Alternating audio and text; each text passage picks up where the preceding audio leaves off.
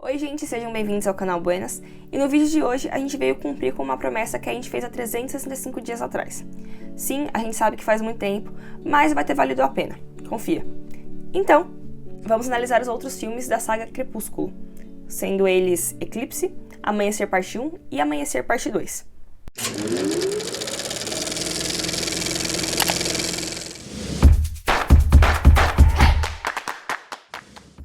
E bora começar falando da personalidade passiva da Bella, que se mostra em todos os filmes da saga e parece piorar a cada sequência. Ela nunca se impõe e sempre prioriza sua relação com Edward a todo custo, deixando num ponto até de se importar com a sua própria saúde. A gente percebe isso principalmente em Amanhecer Parte 1, onde a Bella não se importa nem de morrer para poder ter o filho com o Edward e seguir o seu relacionamento. Até dá pra falar que a Bella teve uma evolução dessa atitude passiva em Amanhecer Parte 2, mas não foi grande coisa. Quando ela se torna uma vampira, que é o que ela sempre quis, ela até passa a tomar atitudes mais corajosas, mas ela nunca deixa de lado essa necessidade de proteção. E isso faz a gente se questionar: será que a Bella manteve a gravidez dela sabendo que ela iria morrer e assim o Edward obrigatoriamente a transformaria em uma vampira? E falando em proteção, a gente não pode deixar de comentar sobre o personagem mais superprotetor da história do cinema,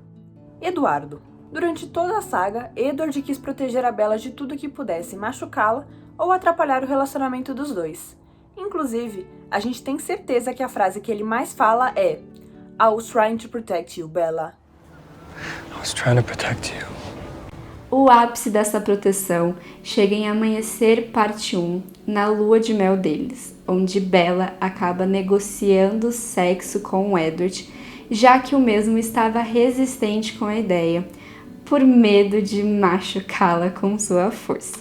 Esse tópico já causou problema antes para os dois, já que Dudu é de 1900 e pouco e não achava certo transar antes do casamento, o que deixava a Belinha bastante chateada por não concordar com as opiniões dele. Virgão. Depois dessas tretas no casamento, no último filme, Edward segue a evolução de Bella e desapega um pouco desse senso de superproteção, principalmente quando ele percebe que ela é uma vampira poderosa e consegue fazer as coisas sozinha. Yes, Queen! Yes, Queen! Agora vamos falar sobre a última ponta do triângulo amoroso, o cara que tá sempre sem camisa em todos os filmes, seja no verão ou num inverno congelante, o nosso famoso Jacob. Ele tem um problema de posse com a Bella durante os 3 últimos filmes. Em Eclipse ele vive dando em cima dela, mesmo com o Edward perto, porque esse homem ele não tem medo do perigo. Hey, beautiful. Mas não é só isso, ele também acaba sendo super tóxico, falando constantemente que ele sabe que a Bella ama ele, mas que só ela não sabe, como se ela não soubesse dos seus próprios sentimentos. E nesse momento ele chega em um dos seus níveis mais audaciosos, beijando ela à força. Relacionado a isso, Jacob acaba passando dos limites em Amanhecer Parte 1, que é o momento onde ele tem um imprint com a Ren Smee. Nós entendemos que ele não tem controle sobre isso, já que faz parte da sua natureza de lobo, mas nós estamos trazendo uma reflexão sobre a forma de trazer o amor que ele sente por Bella ao longo dos filmes, como o subconsciente dele já trabalhando esse imprint com a filha dela, a Ren Smee. You imprinted on my daughter? It wasn't my choice. She's a baby! It's not like that. You think Edward would let me live if it was? Still debating it. I've held her once. One time, Jacob! And already you think that you have some moronic wolfy claim on her? She's mine! Ainda falando do Jacob, a gente queria trazer uma outra discussão sobre esse personagem. Analisando os filmes, dá pra notar que ele tem uma fase de luto durante o final da saga por não conseguir ficar com a Bella romanticamente. Percebemos o quanto ele nega e se afasta dela durante o final de Eclipse e o casamento em Amanhecer Parte 1, por não aceitar que ele não teria ela da forma que ele desejava. Depois, no próprio casamento, quando eles se encontram, numa das últimas coisas que eles conversam, Jacob demonstra sua raiva pela escolha que ela fez, tendo que deixar o local para não fazer algo que ele se arrependa depois. Ainda no mesmo filme, Jacob barganha para ter Bella, mas claramente sem sucesso, ele se deprime com a realidade da situação até a morte dela. chegando no final da parte 1 e começo da parte 2, onde ele finalmente aceita o seu destino ao formar um vínculo com a bebê Renesmee, assim passando por todas as fases do luto. Mesmo com tudo isso, não podemos defender o Jacob em formar um romance com a Renesmee, sendo que fica claro em Lua Nova que o vínculo do imprinting não precisa ser amoroso, como mostrado no caso do Quill. Enfim, Jacob é pedófilo.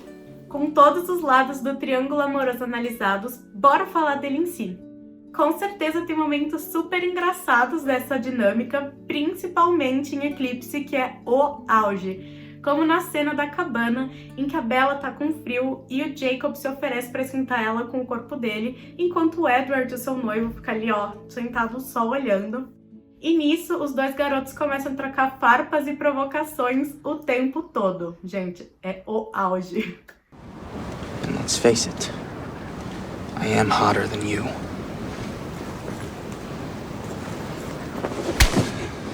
Get your hand off me. Keep your hands off her. Stop the violence! Logo depois dessa cena, o Jacob e a Bella saem pra conversar depois dele descobrir que ela tá noiva do Edward. E por alguma razão, o Jacob acha correto pedir um beijo pra Bella. E ela aceita. Só que as coisas ficam ainda mais estranhas quando você lembra que o Edward consegue ler a mente do Jacob. Ou seja, ele sabe todos os pensamentos dele. E esse triângulo amoroso em Eclipse, ele dá mais dor de cabeça do que o drama familiar com os Volturi. Ainda bem que essa dinâmica diminui um pouco nos últimos 2 filmes, em que os personagens finalmente se unem para tentar impedir a Bella de continuar com a gravidez e para proteger a Renesmee dos outros lobisomens e do Aro Volturi, personagem que a Bia descreve como assustador. Mas o que é assustador mesmo em Crepúsculo é aquela cena dos lobisomens em forma de lobo conversando em Amanhecer Parte 1.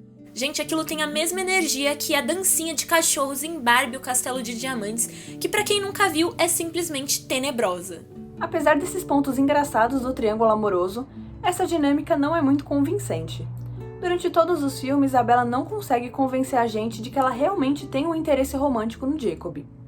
Por mais assim que ela até fale que se importa com ele e tal, não parece mais do que só se importar com um amigo. O que acaba acontecendo é que talvez ela tenha um interesse mais físico do que romântico por ele, que acaba aumentando toda vez que ele tira a camisa. Ou seja, sempre. E esse desejo dela não é tão intenso quanto o que ela sente por Edward, nos fazendo acreditar que no fundo ela nunca teve um conflito sobre quem ela iria ficar. Para entendermos melhor, vamos voltar para a Lua Nova, que é o momento onde a Bella sofre muito com a partida de Edward e encontra conforto e atenção com a presença do Jacob. Porém, isso nunca quis dizer que ela deixa de gostar de Edward e passa a gostar romanticamente do Jacob, mas sim que ela apenas está usando o Jacob para ela se sentir melhor com ela mesma e superar essa tristeza. Assim, os seus sentimentos por Edward estão presentes na saga inteira, sem hesitação, tendo até em todas as primeiras cenas dos filmes ela presente em um jardim acompanhada dele, uma representação do seu inconsciente mostrando o que ela realmente deseja. Por mais que nos anos 2000 esse triângulo amoroso tenha sido capa de várias revistas capricho, a gente não pode negar que o Edward e o Jacob são muito ruins para Bella e causaram vários problemas para ela durante toda a saga. Mas aqui vai a nossa defesa do Edward, porque ele pelo menos consegue fazer a gente rir em várias cenas, como quando ele fala português na lua de mel.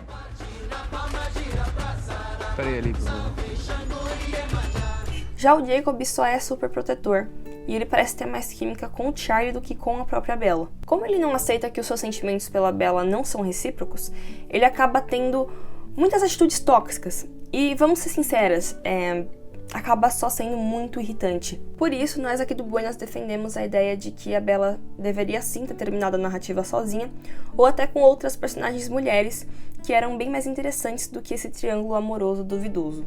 Mas você não precisa ficar sozinho, porque você pode se inscrever aqui no canal e estar sempre acompanhando a gente nos próximos vídeos. Não se esqueça de deixar o seu like e deixar aqui embaixo nos comentários qual outro filme você gostaria de ver a gente comentando sobre. Aproveita também para falar se você era Team Edward ou Team Jacob. Apesar de todo mundo saber que você era Team Alice, pode falar. Até a próxima! Gente, o que vocês acham de Mary? Ah, é um nome bom, eu gosto. Sim, mas por que a pergunta? Tá. E Math? Ou Riara? Se é Pitágoras agora, vai dar nome de matemática? Mas você tá juntando seu nome com quem, amiga? Primeiro foi com o Barry Keoghan e depois com o lindo do Heath Ledger. Mas qual que vocês acham melhor? Mary. Matemática. Baia! Riara. Mas que saco vocês, hein?